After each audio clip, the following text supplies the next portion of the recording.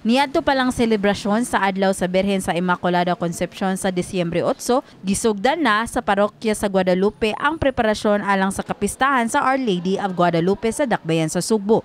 Gitakdang sa ulugon ang kapistahan ug mga adlaw. Si Peregrina Vivas, 74 anyos, nga gikan pa sa Barangay Tisa ug deboto sa Birhen sa Guadalupe, tuyong mitambong sa Santos nga misa sa Guadalupe karong adlaw.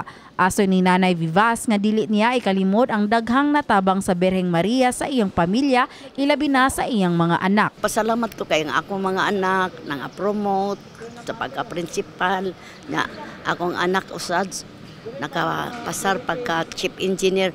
Tabangan niya jud ako jud na siya yung pirming ampuan. O naman gani ko kwintas.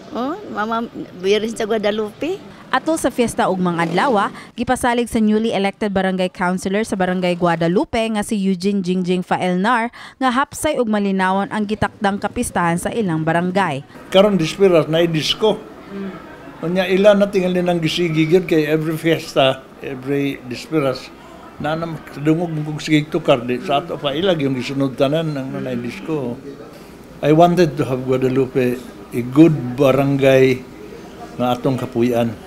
Sa laing bahin, mopakatap ang Police Regional Office 7 ug 6,000 ka mga police personnel sa Central Visayas subay sa nagaduol na nga pagsugod sa Misa de Gallo sunod semana. Nagkanayon si Police Lieutenant Colonel Gerard A. Spilare, tigpamaba ni Police Brigadier General Anthony Abirin, hepe sa PRO 7, nga andam ang kapulisan alang sa pagpatunhay sa seguridad sa mga nagkadaiyang simbahan sa Central Visayas.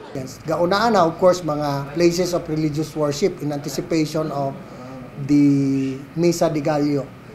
Terminals, of course, malls, tourist destinations, and all other identified areas. This is of course, is what happened last year. No? Atong gitan-aw, ga-conducted inventory, what are the crimes committed, what are the peace and order issues recorded, para ang ato ang deployment for this year is tailored fit. No?